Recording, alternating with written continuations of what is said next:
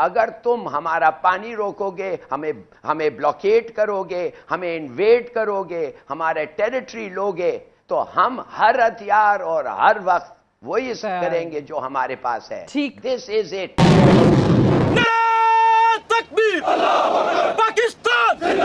बताइए, ये तो पाकिस्तानी सैनिकों का हाल है। मिसाइल दागकर धार्मिक नारे लगा रहे हैं। वैसे इस मिसाइल को देखकर भुखमरी में जी रहे वो करोड़ों पाकिस्तानी भी तालियां बजा रहे हैं, जिन्हें ये तक नहीं पता कि आज रात का खाना नसीब हो पाएगा भी या नहीं। लेकिन भारत ने इन पाकिस्तानियों का बंदोबस्त कर दिया है। भारत ने ऐसा हमला किया है कि मिसाइल पर जश्न मना रहे पाकिस्तानियों को अब हफ्ते में सिर्फ एक ही दिन खाना मिल पाएगा।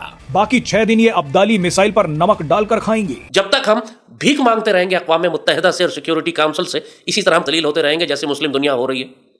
जब हम जहाद का रास्ता इख्तियार करेंगे, तलवार का रास्ता इख्तियार करेंगे, दुनिया इज्जत देगी आपको। वेस्टर्न दुनिया और अमेरिका और यूरोपियन यूनियन पाकिस्तान के साथ खड़े हैं।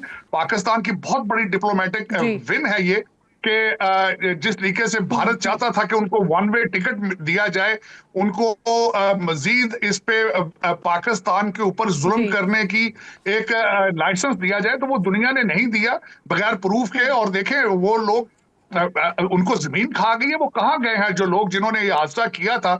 तस्वीरें पता नहीं कहां से लगा दी गई हैं बगैर किसी प्रूफ के, बगैर किसी सॉलिड प्रूफ के। बल्कि इस चीज को पाकिस्तान के ऊपर इल्जाम लगाना, मेरे ख्याल में इंटरनेशनल कम्युनिटी बिलखसूस अमेरिका इसको रिजेक्ट कर चुका है। यूरोपियन यूनियन इस चीज को रिजेक्ट कर चुकी है। बहुत भारी नुकसान होगा शुरू में, इसी वजह से कि पाकिस्तानी कौम भी तकसीम है और हमारे पास क़यादत भी नहीं है। सारा बोझ पाक फौज पर आ जाएगा।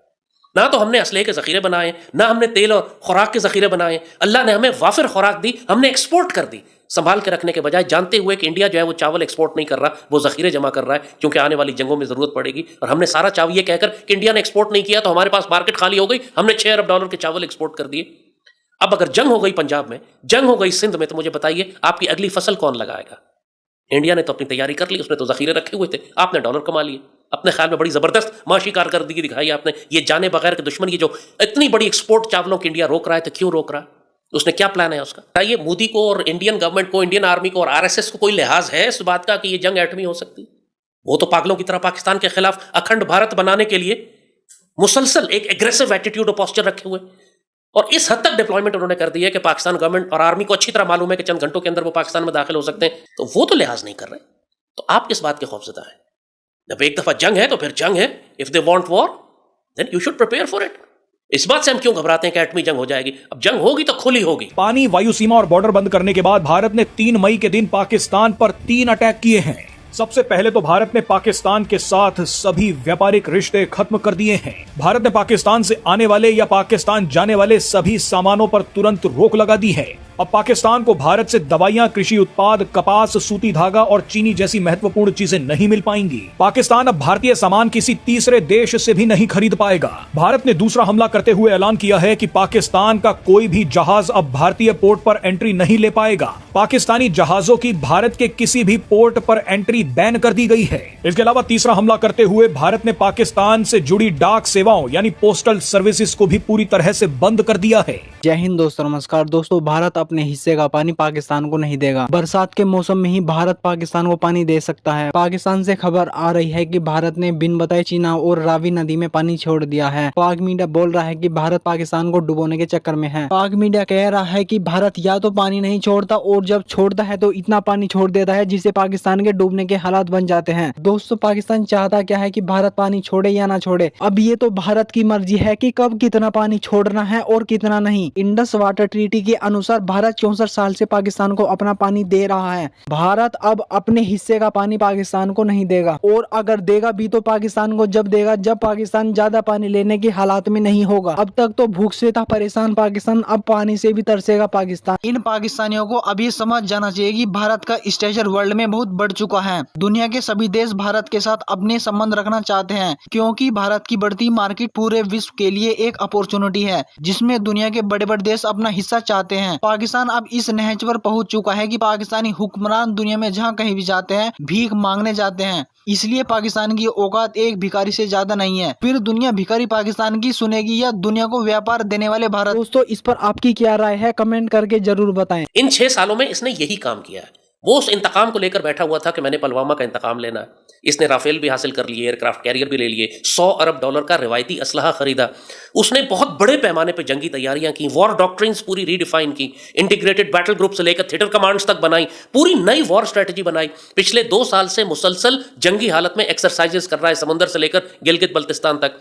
और फिर अपनी लैंग्वेज भी इसने चेंज करनी शुरू कर दी। पुलवामा के बाद इसने आगे जाकर कश्मीर हड़प कर लिया, आर्टिकल 370 वायलेट किया, कश्मीर को जब्त कर लिया, सख्ती की, 900 दिन तक कर्फ्यू लगा के रखा, तकरीबन पूरे कश्मीर को कुचल के रख दी तहरीक आजादी। मोदी की बॉडी लैंग्वेज चेंज हो गई पुलवामा के बाद, इतनी जिल्लत उसको हुई, पूरी भारतीय रियासत ने अपने आप को रीऑर्गेनाइज करना शुरू कर दिया।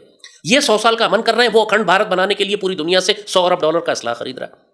तो पुलवामा में और आज के जो वाकया हुआ है, इसके अंदर जो फर्क है कि अब ये पूरी तरह से तैयार है।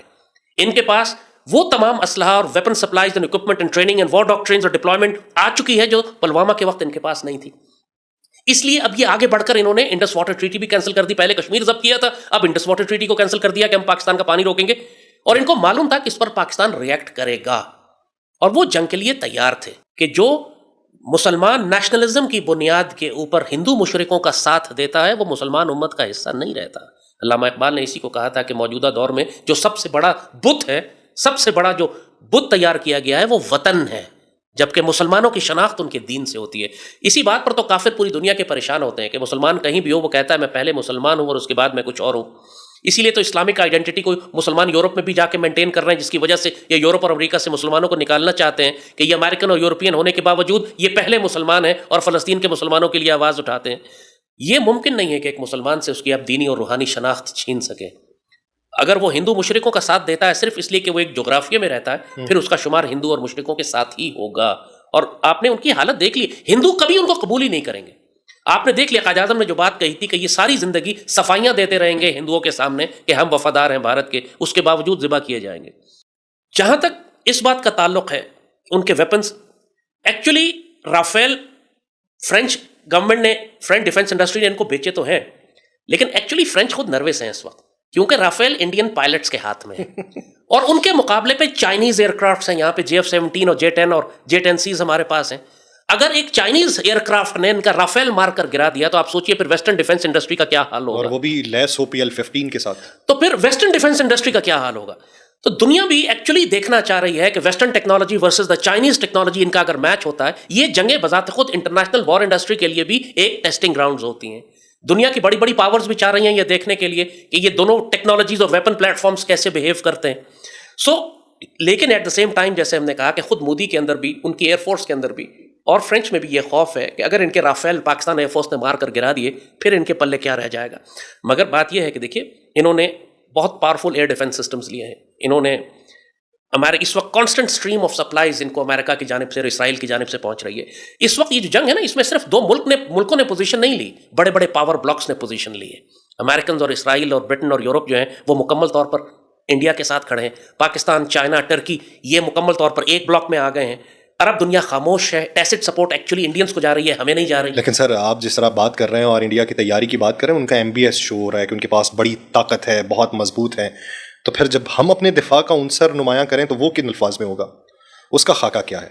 देखिए हमारा पोस्चर हमेशा डिफेंसिव होता है। ये Pakistan is the defensive war doctrine हम रखते हैं, उन्होंने एग्रेसिव पोस्चर रखा हुआ है। वो इन्वेड करते हैं, वो आते हैं हमारे ऊपर।